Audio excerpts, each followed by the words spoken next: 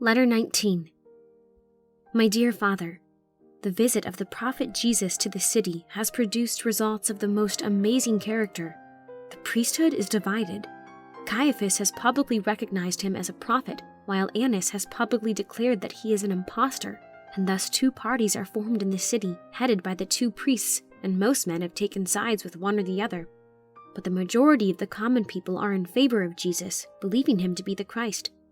The Pharisees most oppose him because he boldly reproves their sins and hypocrisies. Even Nicodemus, who at first was inclined to accept Jesus as a prophet, finding the Pharisees against him and being unwilling to lose his popularity with them, kept away from the house where Jesus was by day. But his curiosity to learn more of him led him to visit the holy prophet secretly by night. This he did twice, coming alone in the darkness and being let in by his friend Rabbi Amos. What the results of these interviews was, I can only tell you from Mary's account. She overheard their conversation, her window opening upon the corridor where Jesus was seated after supper, alone in the moonlight, for full an hour, gazing meditatively heavenward. His pale and chiseled features in the white moonlight seemed radiant as marble when Rabbi Amos came and announced the ruler Nicodemus as desirous of speaking with him. "Bid him come in and see me, if he has aught to say to me," answered the prophet, turning towards him. "Nicodemus," added my cousin Mary, then came to the corridor wrapped carefully in his mantle, and looking about to see if he was unobserved, he dropped it from his face, and bowing reverently said to the prophet, "Pardon me, O Rabbi, that I come to thee by night, but by day thy time is taken up with healing and teaching. I am glad to find thee alone, great prophet, for I would ask thee many things." "Speak, Nicodemus, and I will listen to thy words," answered the prophet. "Rabbi," said the ruler of the Pharisees, "I know thou art a teacher come from God, for no man can do these things that thou doest except God be with him. That thou art a mighty prophet I believe, as do all men. But art thou Messias? Tell us plainly. We read that Messias is to be a king who will rule the whole earth." "My kingdom, O ruler of the Pharisees, is not of this world. I am indeed a king, but of a spiritual kingdom. My kingdom, unlike earthly kingdoms, has no end, and those who enter it must be born again. If not, they cannot see or desire this kingdom." "Born again?" answered Nicodemus with surprise. "How can a man be born a second time? O Rabbi, thou speakest in parables." "Verily, verily, I say unto thee," answered the prophet, "except a man be born of water and of the Spirit, he cannot enter my kingdom. He that is born again is born a spiritual man and of my kingdom. Marvel not then that I say unto thee, ye must be born again." When Nicodemus left him, Rabbi Amos said, "It is indeed true, O Master, that thou art to establish a kingdom." "Yes, Rabbi Amos, a kingdom in which dwelleth righteousness," answered the prophet. "Thou shalt yet behold me on my throne, O Amos, raised above the earth, and drawing all men unto me." "Wilt thou have thy throne in the clouds of heaven, O Master, that thou shalt be raised above the earth upon it?" asked Rabbi Amos. "My throne shall be set on Calvary, and at the ends of the earth shall look unto me and acknowledge my empire. Thou knowest not these things now, but hereafter thou shalt remember that I told thee of them." Jesus then rose, and bidding his host good night, retired to the apartment which was assigned him, and Mary remained wondering on his sayings. Thus, dear Father, it is made certain from his own words that Jesus is the Christ, and that he is to establish a kingdom.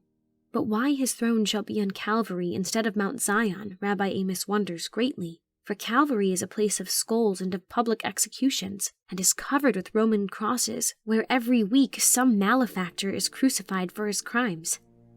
This morning, as Jesus was going forth from the house to depart into the country, a man lame from his youth, seated upon the threshold, caught him by the robe, saying, "Master, heal me." "Son, thy sins be forgiven thee," answered Jesus, and then passed on. But the scribes and Pharisees who stood about cried, "This man, be he prophet or no, blasphemeth, for God alone can forgive sins." Jesus stopped, and turning to them, said, "Which is easier to say to this man, Thy sins be forgiven thee, or to say, Rise and walk? That ye may know that the Son of God hath power on earth to forgive sins. Behold."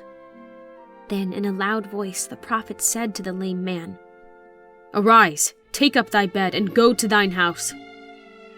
Immediately the man rose to his feet, leaping and praising God, and taking up the mattress upon which they had brought him to the door, he ran swiftly away to show himself to his kinsfolk, while all the people shouted and praised God. Thus did Jesus publicly show men that he could forgive sins if he could heal, as the power to do either came equally from God. Does not this power prove that he is the Son of God? You should have seen him, dear Father, as he left our house to go away into Galilee. The street was lined with all the afflicted of Jerusalem, and as he moved on between the rows of wretched sufferers, whose hollow eyes and shriveled arms were turned imploringly towards him, he healed by words addressed to them as he moved on, so that where he found disease before him, stretched on beds, he left behind him health and empty couches. We all wept at his departure and followed him to the Damascus gate.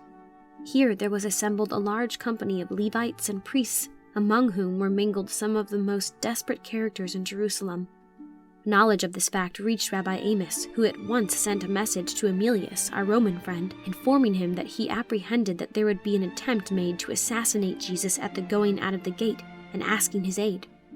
Emilius placed himself at the head of 50 horse, and reaching the gate, pressed the crowd back and took possession of it. When Jesus had passed through the armed guard beneath the arch, the young Roman courteously offered him an escort to the next village.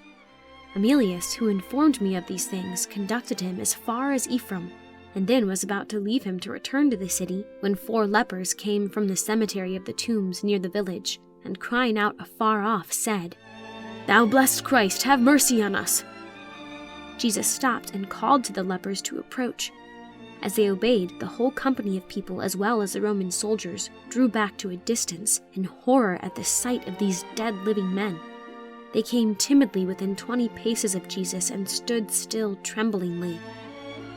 "Fear not," said he, "I will make you whole." He then advanced toward them, and laying his hand upon each of them, they all, at the touch, were instantly changed to well men, with the buoyant form, clear eye, and rich bloom of health. When Emilius saw this miracle, he dismounted from his horse, and falling at Jesus' feet, worshipped him. Now, my dear Father, I have thus far faithfully written all that I have heard and witnessed respecting Jesus as you desire. You must see that he is more than a prophet, and must be the very Christ, the Son of the Blessed. Withhold, oh, withhold not your belief longer. Your affectionate and loving daughter, Adina.